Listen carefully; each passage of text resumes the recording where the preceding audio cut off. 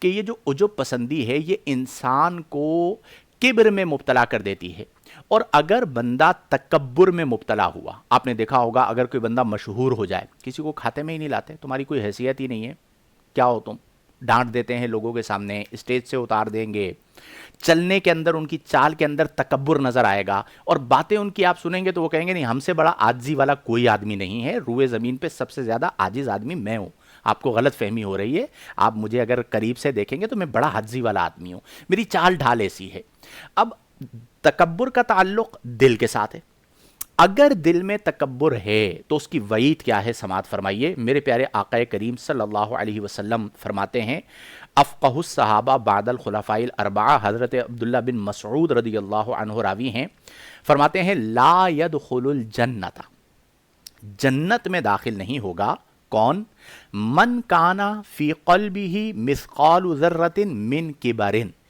جس کے دل میں رائی کے دانے کے برابر بھی تکبر ہوگا، وہ جنت میں داخل نہیں ہوگا۔ اب آپ غور فرما لیں، اچھا اس میں آپ نے لوگوں کو ذہن میں نہیں لانا، یہ موضوع بڑا سینسیٹیو یوں ہوتا ہے کہ جب تکبر پر بات ہوتی ہے نا، ریاکاری پر بات ہوتی ہے، عجب پسندی پر بات ہوتی ہے، خود پسندی پر بات ہوتی ہے، تو ہم اپنے ذہن میں لاتے ہیں وہ فلاں جو آدمی ہے وہ بڑا متکبر ہے، فلاں جو خطیب ہے وہ بڑا متکبر ہے ہماری فیلڈ میں، فلاں جو نعت خواں ہے وہ بڑا متکبر ہے۔ آپ خود کیا ہو میرے بھائی، اپنے دل پر تو غور کرو، آپ نے دوسرے کے دل میں جھانک کر دیکھا ہے؟ اور اگر وہ متکبر ہے بھی تو آپ کا اس سے کیا لینا دینا، یہ اس کا معاملہ، اس کے رب کا معاملہ ہے۔ تکبر کا تعلق دل کے ساتھ ہے، میں اپنے دل کو جانتا ہوں، میں آپ لوگوں کو نہیں جانتا، یا میں اپنی فیلڈ کے یا اپنے معاشرے کے یا اپنے متعلقین میں سے کسی کے دل کو نہیں جانتا، تو مجھے اپنے آپ پر غور کرنا ہے کہ کہیں یہاں پر تکبر تو نہیں ہے، اگر یہاں پر تکبر ہے تو اسے نکالیے۔ آقا کریم صلی اللہ علیہ وسلم نے فرمایا کہ جس کے دل میں رائی کے دانے کے برابر تکبر ہوگا لا يدخل الجنت، وہ جنت میں داخل نہیں ہوگا۔ میرے پیارے دوستو، میرے پیارے بھائیوں، کوشش کریں کہ ہم نے اس چیز کو اپنی ذات سے نکالنا ہے، اور کسی پر فخر نہیں کرنا، تکبر نہیں کرنا، عجب پسندی میں مبتلا نہیں ہونا، بلکہ ہم نے عاجزی کے ساتھ اپنی زندگی کو گزارنا ہے۔ اچھا اسی طرح جو بندہ عجب پسندی میں مبتلا ہوتا ہے، خود پسند ہوتا ہے،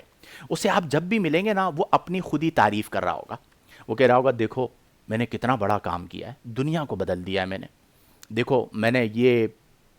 ڈیسیجن لیا تھا اور اب میں یہ کر گزرا ہوں، دیکھو یار میں جیسے کام کر رہا ہوں نا ایسے کوئی بھی نہیں کر رہا، یعنی اپنی ہی خوبیاں، میں بڑا اچھا آدمی ہوں، میں بڑا مطلب تحمل مزاج آدمی ہوں، اپنے منہ میاں مٹھو بننا، یہ عجب پسندی اور خود پسندی کی لت ہے کہ بندہ اپنی تعریفیں کر رہا ہوگا۔ قرآن میں اس سے منع کیا گیا ہے، اللہ کریم نے فرمایا وَلَا تَزْكُوا أَنفُسَكُمْ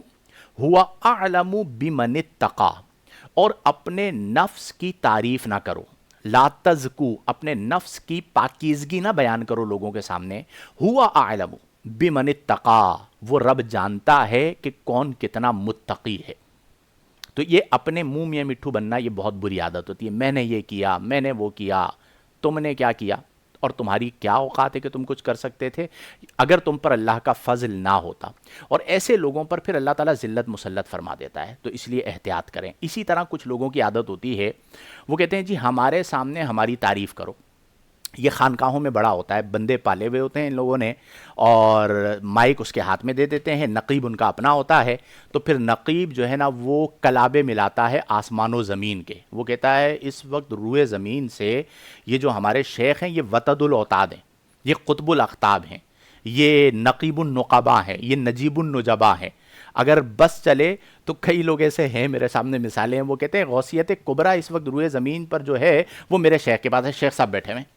اکڑ کے بیٹھے ہوئے، یوں گردن کر کے دیکھتے ہیں اب تم پر جو ہے نا وہ میرا کرم ہوگا، دیکھو میں تمہیں کیسا نوازتا ہوں۔ وہ نوازنا کیا ہوتا ہے، نذرانہ دے دیں گے 10-20 ہزار روپے کا یا 5-10 ہزار روپے کا۔ اب آپ سوچئے کہ ایک بندہ آج کے دور میں کوئی بندہ بیٹھا ہوا ہے، میں تو یہ جو آج کل منقبتیں پڑھی جاتی ہیں نا، صاحب سلسلہ اگر خود بیٹھا ہوا ہے اور اس کے سامنے منقبت پڑھی جا رہی ہے، وہ اپنے دل پر کیسے قابو کرے گا؟ ان کو سمجھاتے ہیں ہم لوگ، بھائی آپ کچھ سمجھ جاؤ، کچھ خدا کا خوف کر لو، کوئی حق بات قبول کر لو۔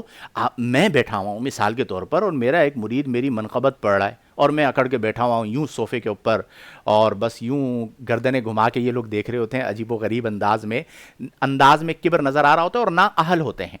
تو اس سے آپ مجھے بتائیے کہ عجب پسندی پیدا ہوگی یا نہیں ہوگی؟ اور پھر کلابیں ملانا، تعریفیں کرنا، یہ چیزیں غیر مناسب ہیں۔ میں بالخصوص ہمارا جو طبقہ علماء میں انہیں بھی سمجھاتا ہوں کہ بھئی چاپلوس مت بنو، اللہ نے جو آپ کے لیے عزت لکھی ہے وہ آپ کو ملے گی، تو اپنے متعلقین کو بھی منع کریں کہ وہ آپ کی تعریف نہ کریں۔ جو آپ کے منہ پر آپ کی تعریف کرتا ہے وہ آپ کو آزمائش میں ڈالتا ہے۔ کئی بار آپ غلط فہمی میں مبتلا ہو جاتے ہیں، اس نے آپ کو اعلیٰ حضرت بول دیا اور آپ بھی اپنے آپ کو اعلیٰ حضرت سمجھنا شروع ہو گئے، تو رات کی نیند ہی آپ کی خراب ہو جائے گی، کروٹیں بدل رہے ہیں، اعلیٰ حضرت کو نیند نہیں آ رہی، کیوں؟ فلاں نے جو ہے وہ مجھے اعلیٰ حضرت بول دیا، میں بیٹھے بٹھائے اعلیٰ حضرت بن گیا ہوں۔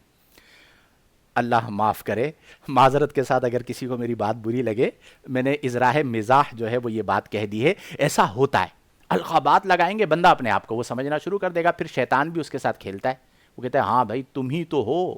کہ جو جن کی وجہ سے نظام چل رہا ہے اور سلسلہ چل رہا ہے وغیرہ وغیرہ۔ اللہ تعالی ہمیں خود پسندی کی آزمائش سے محفوظ فرمائے۔ اسی لیے دین میں خود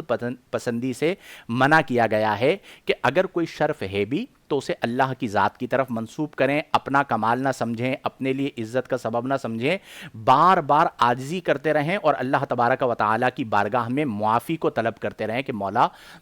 میں تیرا گناہگار بندہ ہوں، مجھے عاجزی عطا فرما۔ میرے پیارے آقا کریم علیہ افضل الصلاۃ والتسلیم نے فرمایا من تواضع للہ، جو اللہ کے لیے عاجزی کرتا ہے، فقد رفعہ اللہ، اللہ تعالیٰ اسے بلندی عطا فرماتا ہے۔